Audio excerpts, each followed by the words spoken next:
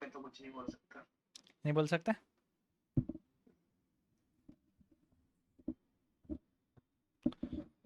सौम्या, कोई opinion? Sir जैसे अगर हम देखें तो ए और बी जो हम्म। इसमें अट्रैक्शन हो सकता है। नहीं देख, सुनो सुनो, अट्रैक्शन रिपल्शन छोड़ो। मैंने बोला कि अगर दो बॉडीज आपस में टकराती है तो चार्जेस का ट्रांसफर होता है, ये लिखा मैंने। चार्जेस क्या होते हैं? ट्रांसफर हो जाते हैं एक बॉडी से दूसरी बॉडी पे, ठीक है। बट तुमको पता है कि सर चार्ज क्या होता है? हमेशा कंजर्व्ड होते हैं, हाँ। है ना। In a system charges are always conserved. Hmm. In a system charges are always conserved. अब इसी बात का तुम फायदा देखो क्या है। सर कंजर्व्ड है इसका मतलब कि जो इनिशियल, जो पहले होंगे टोटल चार्ज,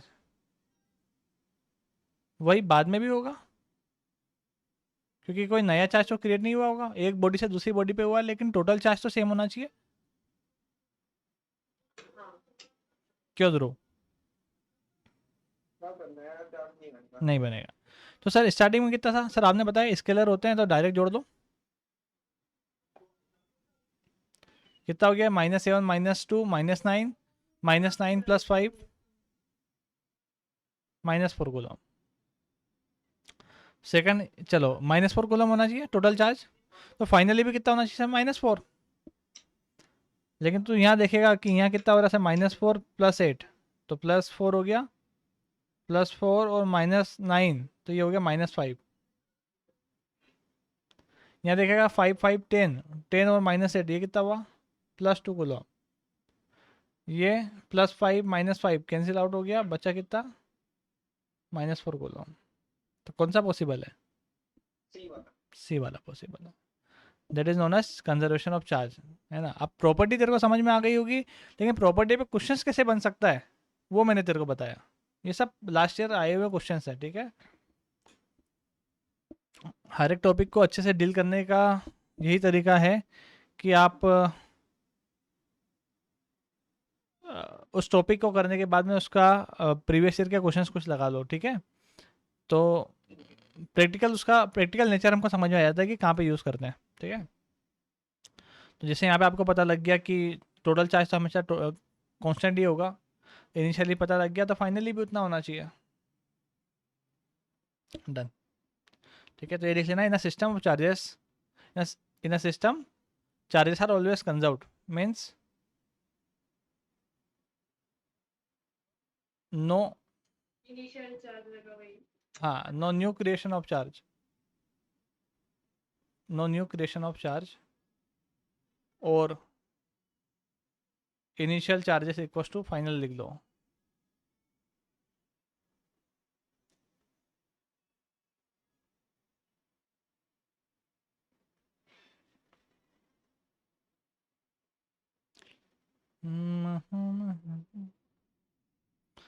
ठीक है, अगली प्रॉपर्टी देखो अब। अगली प्रॉपर्टी है चार्जेस आर ट्रांसफरेबल, जो मैंने तुमसे पहले पहले पूछ लिया, ठीक है। चार्जेस आर ट्रांसफरेबल मतलब चार्ज क्या होते हैं? ट्रांसफर हो जाते हैं एक बॉडी से दूसरी बॉडी पे, है ना। जैसे मान लीजिए ए बॉडी है, इस पे -3 कूलम का चार्ज है, ठीक है। और ये भी बॉडी है, इसे मान ले +6 कूलम का चार्ज है, ठीक है। और ये दोनों सिमिलर बॉडीज है।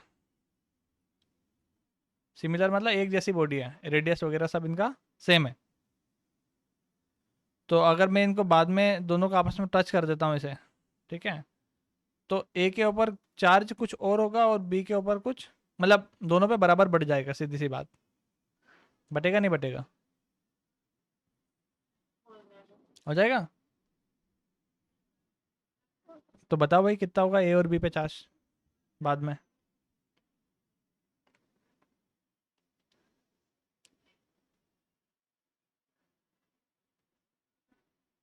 ए पे कितना होगा और बी पे कितना होगा? बराबर होगा, लेकिन कितना होगा? हम्म। 3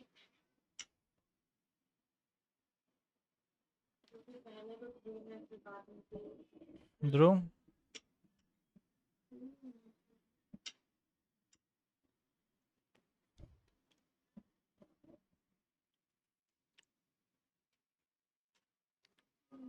थ्री बाय टू कितना होता है? 1.5 करेक्ट है। अरे हाँ भाई 1.5 ही तो होगा। सो मैं कितनी कंफ्यूज हो गया बेटा यार। माइनस ये -3 लिखा है ना, हाँ ये जूम नहीं हो सकता क्या सर? बोर्ड ये दिख नहीं रहा क्या? जूम नहीं हो सकता क्या? बोर्ड थोड़ा सा ब्लर लग रहा है मेरे को। 4 दिख रहा है, 6 दिख रहा है कभी कभी। क्या बात कर रहे हो? आई मीन ये तो एक जूम हो सकता है ना, मतलब जूम तो हो सकता है, बट ये एक लैपटॉप पे जितना मतलब जितनी होती है नॉर्मल साइज मेरे हिसाब से उतनी लिखी हुई है। मैं बाकी आप आपके एंड से भी कर सकते हैं इसको जूम। एक बार उसको कर्सर को ले जाके वहाँ पे जूम आउट करो, कभी हो जाए। सर सीधी सी बात है कि हाँ सीधी सी बात है, ट्रांसफरेबल है। आपने बोला सिमिलर है, तो सिमिलर है तो क्या होगा, टोटल चार्ज दोनों पे बराबर बढ़ जाएगा। सर कैसे बढ़ जाएगा? टोटल चार्ज है कितना, एक बार -3 है +3 है, टोटल कितना बना 3 को दो। अब दोनों बॉडी पे बराबर बढ़ेगा ना, 3/2 कर दो, ये बना 1.5। इस पे भी 1.5 जाएगा और इस पे भी 1.5 कूलम का चार्ज जाएगा, ठीक है। बट एक बार ध्यान रखना है, मैंने क्या बोला है, सिमिलर बॉडीज हैं, ठीक है। सिमिलर बॉडीज हैं मतलब एक जैसी रेडियस है इनकी, ठीक है। अलग हुई तो वो रेडियस पे डिपेंड करता है, ठीक है। अगर अलग होती है तो वो रेडियस पे डिपेंड करता है। कैसे डिपेंड करता है वो बता देता हूँ मैं। जैसे मान लो एक बॉडी पे Q1 चार्ज है, दूसरे पे Q2 है, तो ये इसका रिलेशन होता है।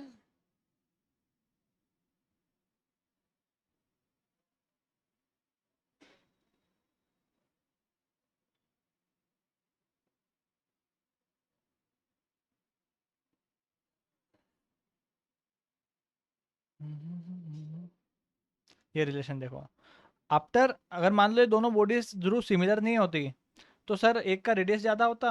लेट से एक का रेडियस R1 है और दूसरे का रेडियस R2 है, ठीक है। तो क्या करेगा सर, Q1 + Q2 अपन R1 + R2 इंटू R1 होगा तुम्हारा नया चार्ज 1 पे, और दूसरे पे कितना होगा, Q1 + Q2 अपन R1 + R2 इंटू R2, ठीक है। और अगर मैं तेरे से बोल दूँ कि Q1 डैश अपन Q2 डैश निकाल दे, तो कितना निकल जाएगा सर? ये सब तो सेम कॉन्स्टेंट ही आ रहा है दोनों में, तो कैंसिल आउट हो जाएंगे, बचेगा R1/R2, ठीक है। ये लिख लो अभी, अगर बात हो ही गई है तो फिर लिख ही लो इसको, बहुत इंपॉर्टेंट बात है ये। इस पर काफ़ी क्वेश्चन देखने को मिलेंगे तुमको किसी भी एग्जाम में, आइदर CBSE और एनी अदर कॉम्पिटिटिव एग्जामिनेशन, ठीक है। लिख लिया सब। लिख लिया। If radius is not similar,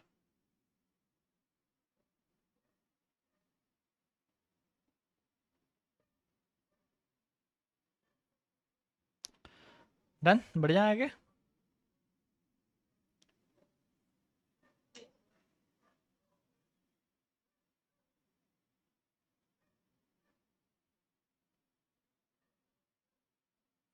अब और एक प्रॉपर्टी है छोटी सी, ट्रांसफरेबल वाली प्रॉपर्टी समझ ली। अब क्या देखें, कंजर्व, हाँ ठीक है। एक इम्पोर्टेंट चीज़ है, that is charge is invariant. Charge is invariant, इसका मतलब क्या होता है, बहुत बहुत ही अच्छी सी बात है, ठीक है। वेरिएंट, वेरिएंट का मतलब क्या समझते हो तुम लोग? वेरिएशन से समझते होंगे कि सर वेरिएबल होगी कोई सी क्वांटिटी, और इनवेरिएंट का मतलब वेरिएबल नहीं है, कांस्टेंट है, करेक्ट है। तो सर ये मतलब ये आप क्यों बोल रहे हो ऐसा? मैं इसलिए बोल रहा हूँ कि जैसे आप अगर मास की बात करते हो, तो हम लोग क्या कंसिडर करते हैं कि सर मास हमारा अभी लेट से 50 किलोग्राम है, ठीक है। और आप अगर मूवमेंट शो कर रहे हो, मान लो आप दौड़ रहे हो या फिर मतलब आप हवा में ट्रेवल कर रहे हो और अच्छी खासी वेलोसिटी से ट्रेवल कर रहे हो, ठीक है, तो तब भी आपका मास तो सेम ही होना चाहिए। ऐसे ही सुनते हैं ना हम? Yes, क्या मास कभी बदलता है क्या आपका? नहीं नहीं। हाँ, क्लास 11th में आपने यही पढ़ा होगा कि मास कभी भी चेंज नहीं होता, है ना। हाँ, but now right now telling you कि अगर अगर आप ट्रेवल करते हो, if you are travelling with some velocity v, then your mass gets change. ठीक है, क्या बोल रहा हूँ, समझ गए बात। ए वो तो पर्टिकुलर उसमें होगा ना सिचुएशन, अगर इंसान रुका हुआ है तो होगा है। That's why I am telling you कि अगर कोई भी बॉडी किसी वेलोसिटी से मूव कर रही है, is moving with some velocity v, तो जो उसका एम डेस होगा ना, जो नया उसका मास होगा, that will be how much, M not upon 1 minus we square upon C square. C क्या है? C is speed of light. अच्छा, speed of- हाँ ये तो नया formula हाँ, वेलोसिटी ऑफ ऑब्जेक्ट, जस्ट बता रहा हूँ ताकि आपको ध्यान रहे, ठीक है। ये होती है speed of light.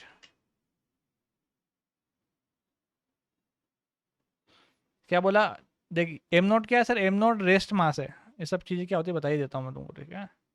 M naught is your rest mass, मतलब स्टार्टिंग रेस्ट मास का मतलब जब ऑब्जेक्ट की वेलोसिटी जीरो थी, जैसे जैसे ध्रुव अभी बैठा हुआ है रूम में, तो उसका जो मास है that is his rest mass, ठीक है।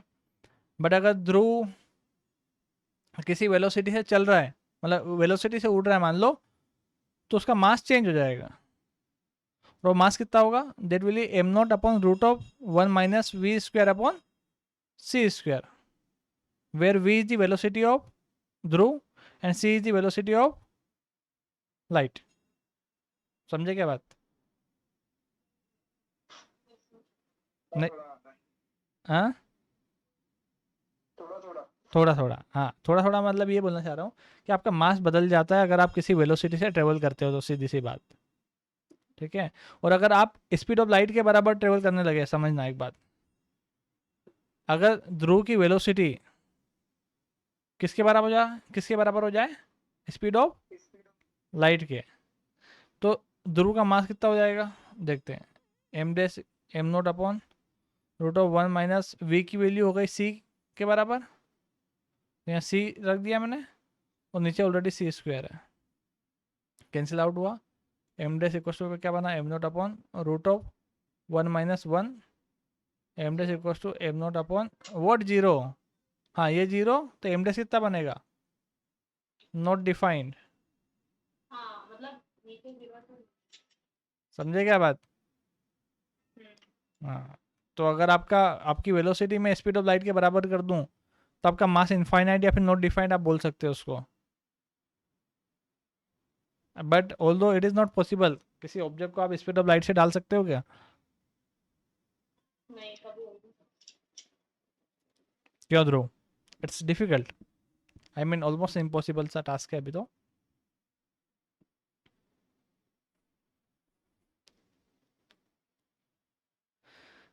देख लो, कंजर्व कर लो अपने दिमाग में आराम से ये बात।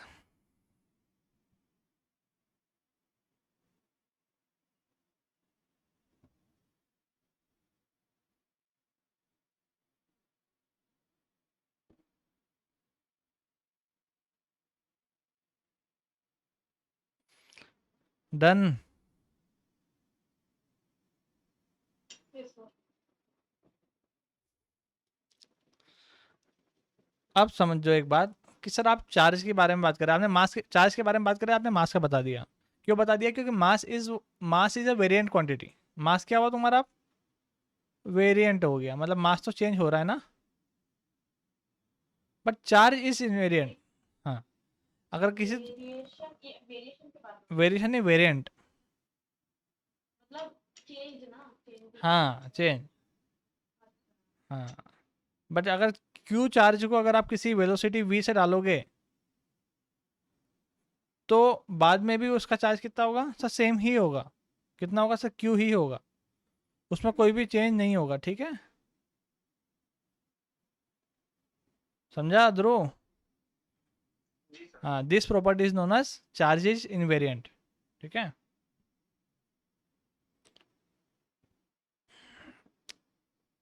चलो, और हाँ एक और प्रॉपर्टी है कि लाइक चार्जेस रिपेल। हाँ, तो सिंपल सी बात है, like charges repel opposite and opposite charges attract each other.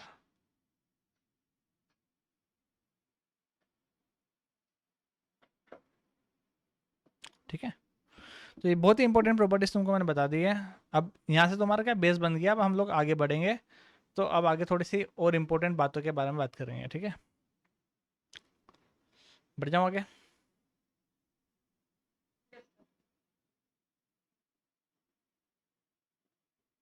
ले लिया स्क्रीनशॉट, लिख लिया ध्रुव? हाँ सर लिख लिया। हाँ लिखना बेटा, है ना, लिखना इज मोर इम्पोर्टेंट। ठीक है,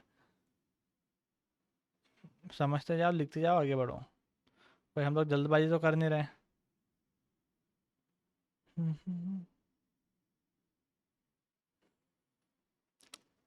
अब समझ तो एक बात कि सर ये सब बातें ठीक है, बट क्या आपने बोला same charges repel each other और opposite charges attract each other. अगर अपोजिट चार्ज अट्रैक्ट करता है तो मतलब स्वाभाविक सी बात है फोर्स लगता होगा दोनों के बीच में। क्या सेम चार्जेस रिपेल करते हैं तो स्वाभाविक सी बात है सर दोनों के बीच में फोर्स लगता होगा, तभी तो रिपेल कर रहे हैं। ठीक है, so that force was given by Coulomb. Coulomb was a scientist जिन्होंने बताया कि दो स्टैटिक चार्जेस के बीच में कितना फोर्स लगता है। ठीक है, क्या बोला कुलम ने? The force between two static charges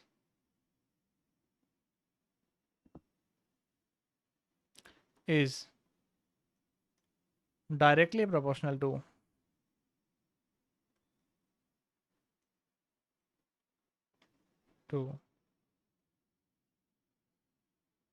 the product of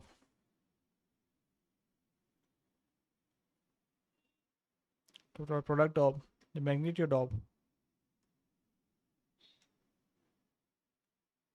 charges and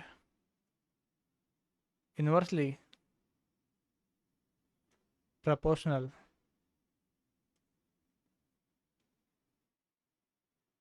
to the square of the distance between them।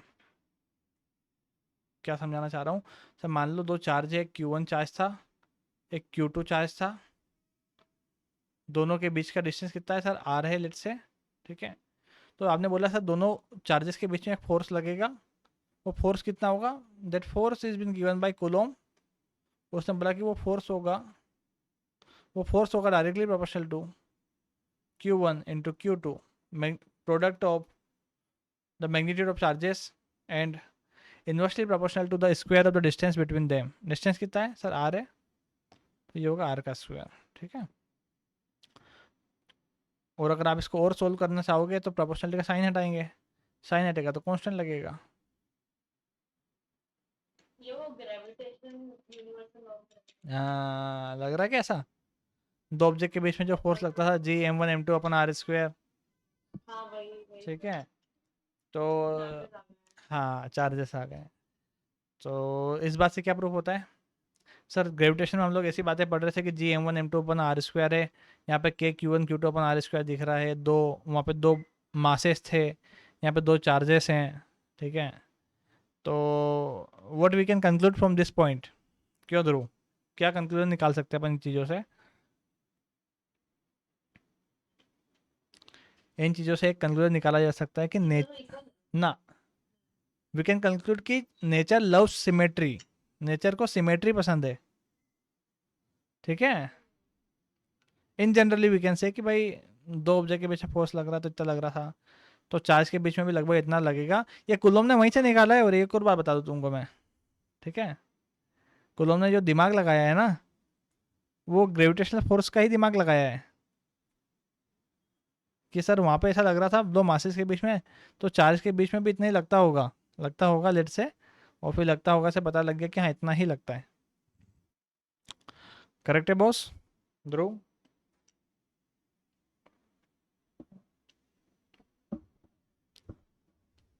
Ji sir clear है। हम्म। अब एक बार बताऊं तुमको मैं, वहाँ पे जी की वैल्यू कुछ और थी, यहाँ पे कांस्टेंट की वैल्यू कुछ और होगी, ठीक है? ठीक है।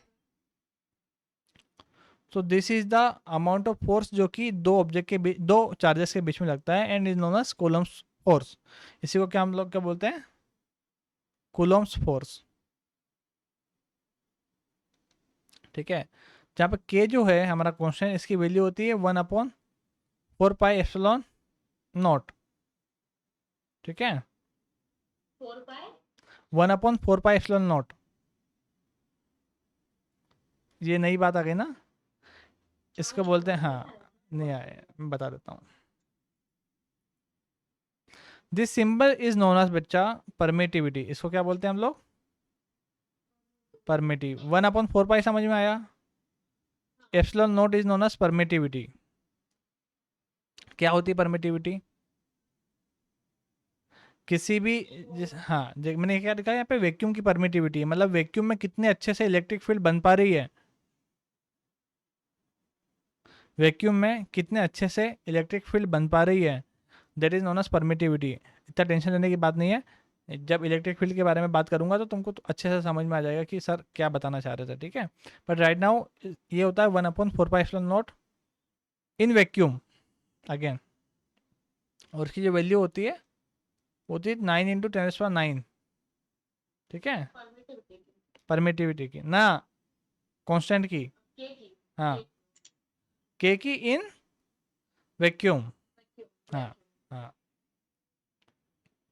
ठीक है? और यूनिट क्या होगी सर? यूनिट तो निकाल ही सकते हैं sir, F into r square upon Q1 Q2 = K। F होता है फोर्स, फोर्स की यूनिट होती है न्यूटन, आर है डिस्टेंस, डिस्टेंस की यूनिट है मीटर, और Q1 की वैल्यू, Q का है कूलम, Q1 × Q2 तो कूलम स्क्वायर हो गया। तो K की वैल्यू किस में मेजर कर सकते हैं? न्यूटन मीटर स्क्वायर पर कूलम स्क्वायर। सही है ध्रुव?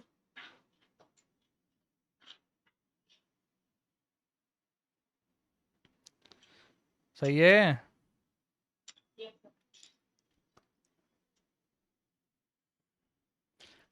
अब सर आप ऐसा क्यों बोल रहे हो वैक्यूम में इसकी वैल्यू ये होगी? किसी और मीडियम की अगर बात करूंगा, मान लो मैं पानी के अंदर की बात करूं, मान लो पानी के अंदर दो चार्जेस रखें, तो क्या उसमें के की वैल्यू चेंज हो जाएगी? मैं बोलता हूँ बिल्कुल चेंज हो जाएगी बेटा, ठीक है? वहाँ पे आप जो परमिटिविटी लोगे, ये वैक्यूम की है, उस टाइम पे आप किसकी लोगे सर? उस टाइम पे हम लोग परमिटिविटी लेंगे मीडियम की, हाँ या ना? क्योंकि उसमें इंटर हाँ, क्योंकि चार्जेस किस में रखे हैं? अगर चार्जेस मीडियम में रखे हैं तो परमिटिविटी भी किसकी लेंगे? मीडियम की लेंगे, मीडियम की। है ना? And that permittivity is how much? So that is k times, now this k is different now, okay? K times epsilon naught, where this k is dielectric constant। Tension मतलब ये बता रहा हूँ सब कुछ।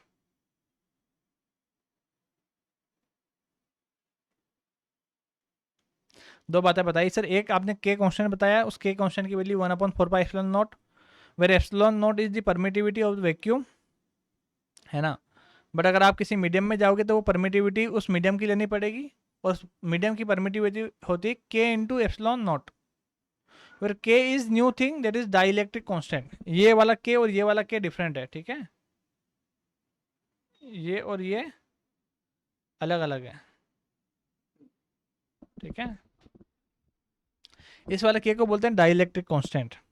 ये सब चीज़ें क्या होंगी, मैं भी आपको 4th चैप्टर में जब हम लोग पोलराइजेशन पढ़ेंगे तब समझ में आएगी, या फिर केमिस्ट्री में भी आप पढ़ सकते हो थोड़े टाइम बाद, ठीक है? तो उस टाइम पे आपको क्या करना पड़ेगा? डाइलेक्ट्रिक कांस्टेंट से मल्टीप्लाई करना पड़ेगा एप्सिलॉन नॉट को। डन? सारी फैक्चुअल बातें हैं। Where epsilon naught is what 8.85 into 10⁻12।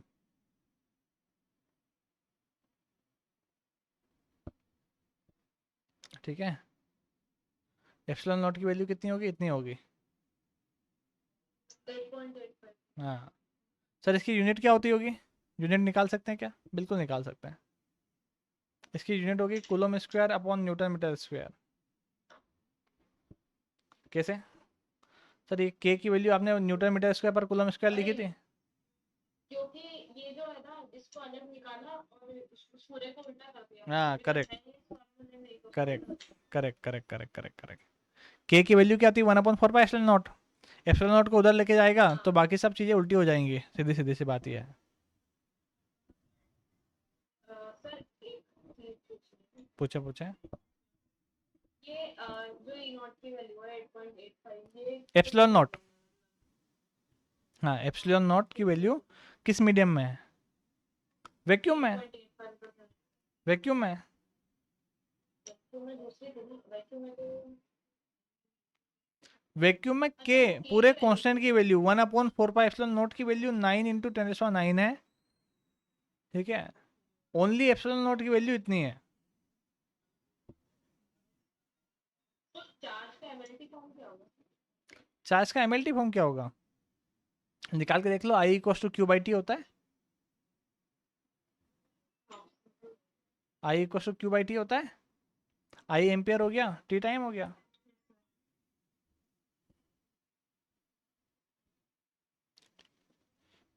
Done है, ये बात समझ में आई?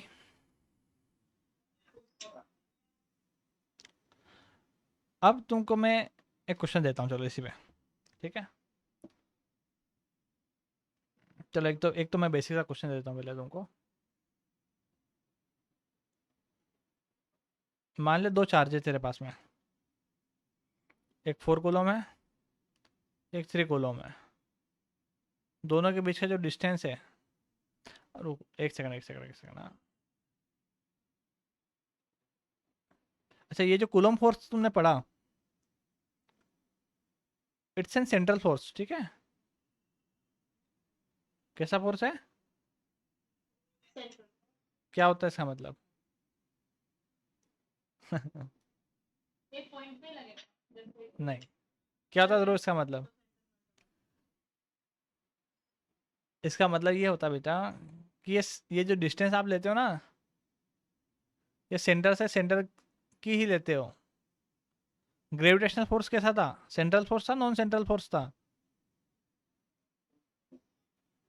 सेंट्रल। हाँ, मतलब दो ऑब्जेक्ट के सेंटर से सेंटर की तरफ, सेंटर से सेंटर का ही डिस्टेंस हम लोग लेंगे, ठीक है। हाँ, सरफेस से सरफेस का नहीं लेंगे, सेंटर से सेंटर का लेंगे, ठीक है। तो लिख लेना, it's a central force and it's a inline force. It's an inline force. Inline force inline force का मतलब, मतलब स्ट्रेट है, मतलब ऐसे हाँ घुमा स्ट्रेट लाइन में लगता है, मतलब ये जो Q1 इस पे जो फोर्स लगा रहा होगा वो इस डायरेक्शन में लगा रहा होगा, ठीक है। Force due to 1 on 2 will be in this direction. या फिर अगर आप बोलो ये Q2 इस पे कितना, किस साइड फोर्स लगा रहा है, तो ये इस लाइन में फोर्स रिपेल कर रहे होंगे ना सेम चार्जेस से, तो हाँ, तो force due to 2 on 1 will be in this direction only, है ना। ऐसा नहीं कि ये तिरछा लग जाएगा, 30 डिग्री पे लग जाएगा, नहीं, एक स्ट्रेट लाइन में ही लगता है, that is known as inline force.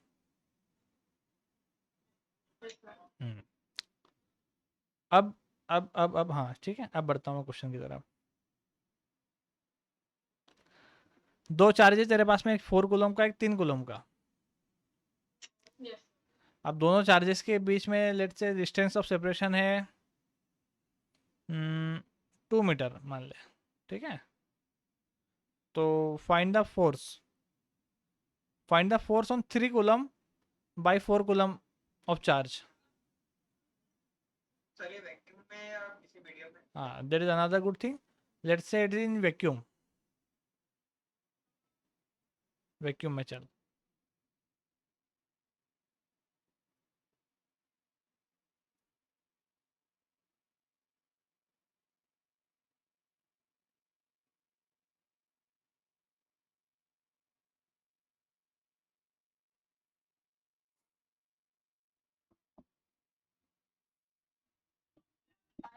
Terms में आंसर चलेगा, पाई के टर्म्स में आंसर चलेगा। क्यों चलेगा जब मैंने आपको 1/4 पाई की वैल्यू बता के रखी हुई है।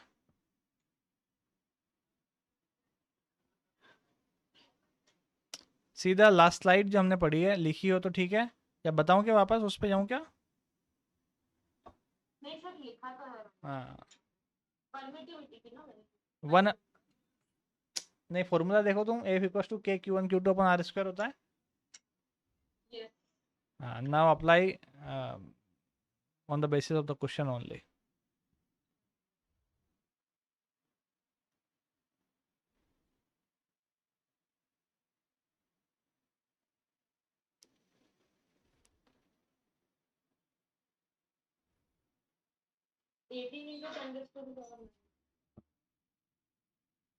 ध्रुव का आंसर लिखूंगा मैं पहले।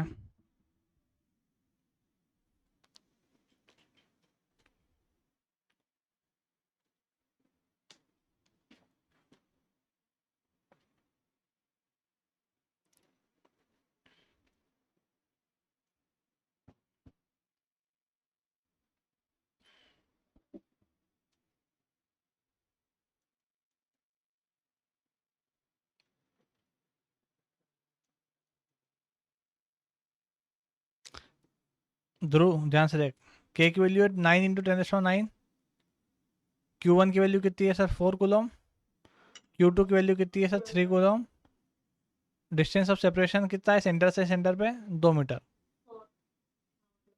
ठीक है, तो ये हो गया 2 2 जा 4, 4 से 4 कैंसिल आउट हो गया, ये बचा 27 इंटू 10⁹ यूनिट क्या होगी? न्यूटन ही होगी ना। तो इतना फोर्स लगेगा दो चार्जेस के बीच में, ठीक है, अगर 2 मीटर के डिस्टेंस पे रखे तो। समझ गए? समझ गए। हाँ, कि चल थोड़ा सा ट्विस्ट लेके आता हूँ क्वेश्चन में, ठीक है, एक छोटा सा ट्विस्ट लाता हूँ फिर मैं बड़ा ट्विस्ट लेके आऊँगा। लेट से तेरे पास में दो चार्ज है Q1 और Q2, और तूने डिस्टेंस ऑफ सेपरेशन दोनों के बीच में था मान ले D। ठीक है, फिर बाद में तूने क्या किया, तूने Q1 को हाफ कर दिया और Q2 को भी हाफ कर दिया। ठीक है, और जो डिस्टेंस ऑफ सेपरेशन था उसको भी मान ले तूने हाफ कर दिया। तो इन दोनों के बीच में पहले फोर्स लग रहा था F, तो इन दोनों के बीच में F डैश जो होगा वो कितना लगेगा ये बता दो। हाँ, in the form of F only.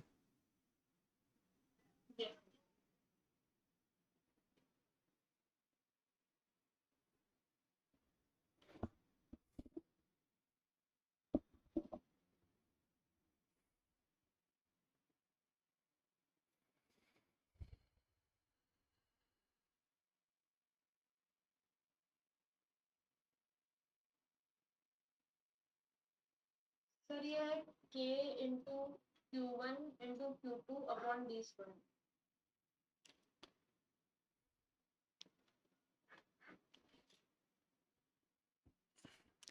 F dash नया फोर्स हाँ F dash in the form of F only. Form of F, मतलब F आना चाहिए।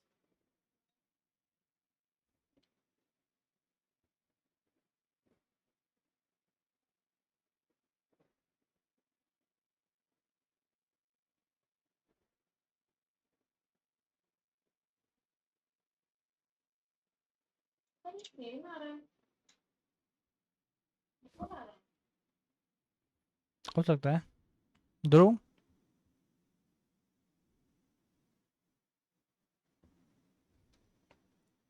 देख यार, बात सीधी सी समझ तू, F जो फोर्स लग रहा था F इक्वल टू क्या होता है सर, K वैक्यूम की बातें चले ना, Q1 Q2 अपॉन डिस्टेंस कितना था सर D था, तो ये D का स्क्वायर हो गया। मैंने पूछा F डैश कितना होगा, F डैश होगा sir K Q1/2 into Q2/2 upon r कितना है, आर है सर d/2 का होल स्क्वायर।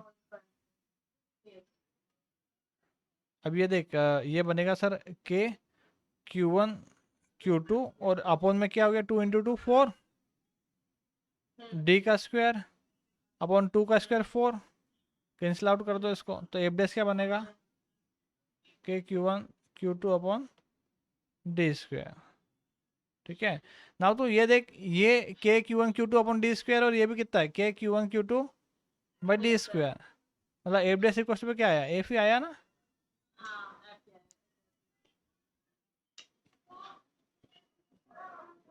तो इससे ये कंक्लूजन निकलेगा कि चार्ज को अगर आधा कर दो तो भी कोई फर्क नहीं पड़ेगा। बट डिस्टेंस ऑफ सेपरेशन भी तो आधा किया तुमने,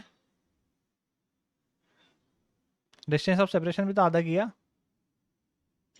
हाँ हाँ ठीक है ध्रुव, अरे क्लियर क्या बात, पक्की बात। देख डायलेमा में मत रहना, ठीक है किसी भी टाइप के। हाँ अब तू करेगा ये क्वेश्चन, ठीक है ध्यान से सुनना सौम्या, तुम भी सुनो ध्यान से, ठीक है क्वेश्चन को। लेट्स से एक चार्ज था ए, एक चार्ज था बी, और एक चार्ज था मान लो, चलो और कॉम्प्लिकेट करता हूँ सी, तीन चार्जेस हैं ठीक है, सिमिलर चार्जेस हैं।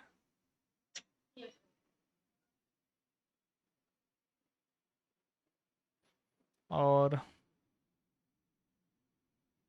पहले तुमने क्या किया, तुमने ए को बी से मिलाया, मतलब पहले पे ए पे चार्ज था मान लिया 4 कूलम और बी पे चार्ज था -2 कूलम, ठीक है ए को तूने बी से मिला दिया और सी पे सुन अभी इतना ध्यान रख, ए पे 4 कूलम था, बी पे -2 कूलम है, और सी पे है मान ले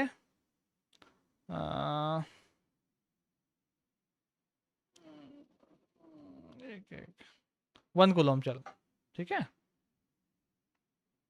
तब तूने क्या किया, तूने ए को बी से मिला दिया,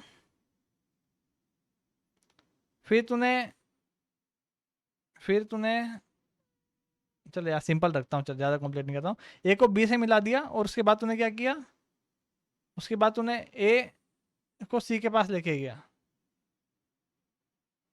जिनके बीच में डिस्टेंस था मान, तो 2 कूलम का चार्ज बन जाएगा दोनों पे।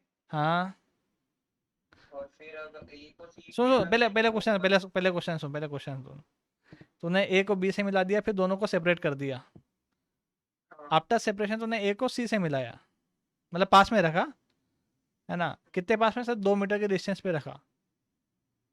तो हम आस्किंग यू कि फोर्स इन बिटवीन ए और सी कितना लगेगा। सर डिस्टेंस क्या है इन तीनों के बीच में? तीनों के बीच में नहीं, ए और सी के बीच का फोर्स पूछा है मैंने तो बस आपसे। नहीं, ए और बी के बीच का गिवन है क्या डिस्टेंस? नहीं ए और बी में तो मैंने दोनों को पास पास लेके चिपका दिया था, फिर उनको रिमूव किया है। समझ गया सर। हम्म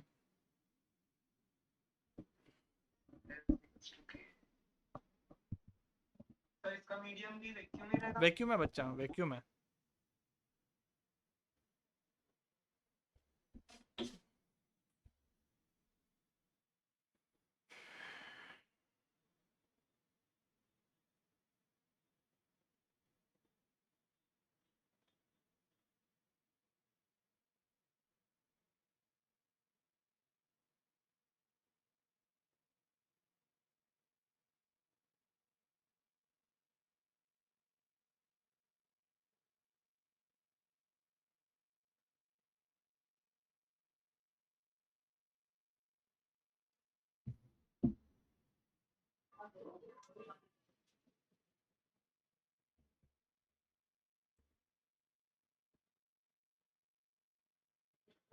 सर मेरा आ रहा है 2.2 इंटू 10⁻⁹ मतलब 9/4 इंटू 10⁻⁴ 9/4। इंटू 10⁻⁹ ठीक है लेट्स वेट फॉर,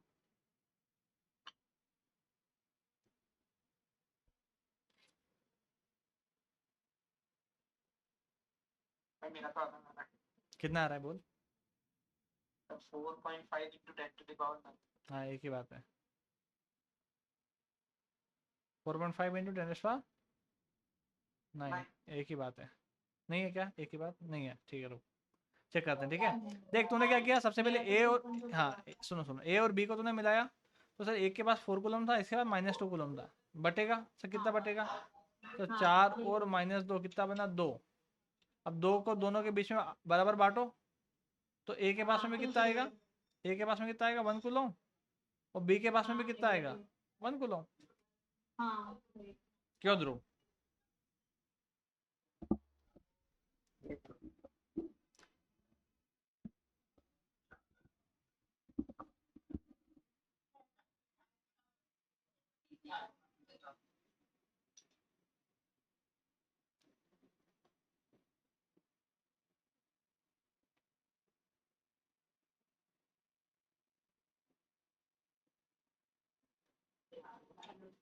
हेलो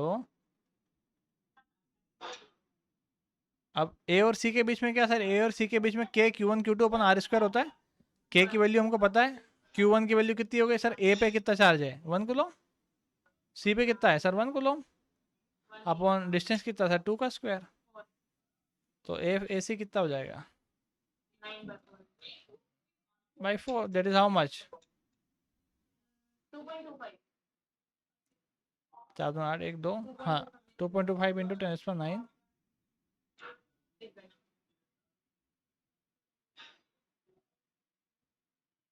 क्या कहता है दोस्त अच्छा था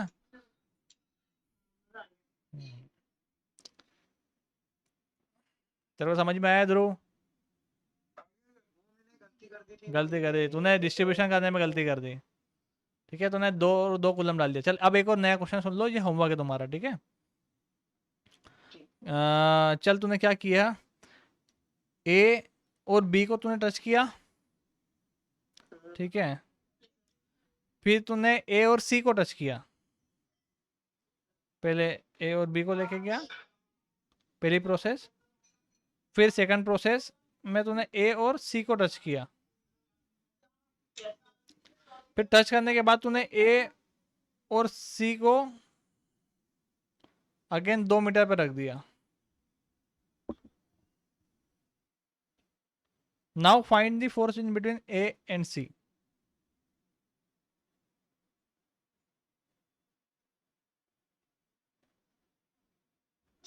मतलब पहले तो ए को बी से टच किया हाँ हाँ टच करने के बाद में उस ए को लेके आया फिर मैंने सी से टच किया ठीक है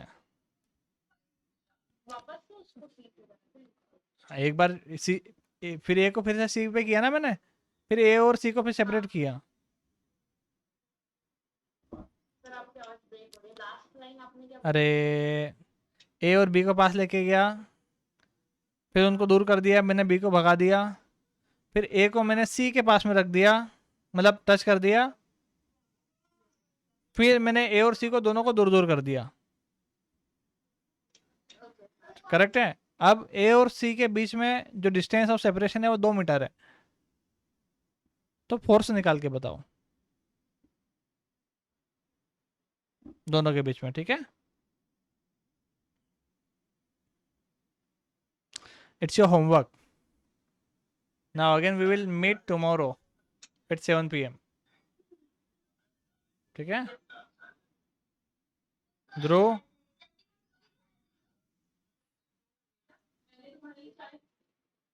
ध्रुव ये कल से सेपरेट रूम में बैठना तू तेरी आ रही है ना नॉइस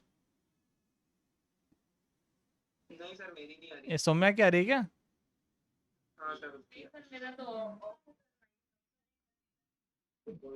चलो कोई बात नहीं थोड़ा सा नॉइस हाँ हाँ हाँ थोड़ा सा नॉइस का ध्यान रखना बच्चा कल अगेन 7 बजे मिलेंगे और सौम्या साक्षी वगैरह को इन्फॉर्म कर देना ठीक है मैं शायद कॉल नहीं लगा पाया था ठीक है हेलो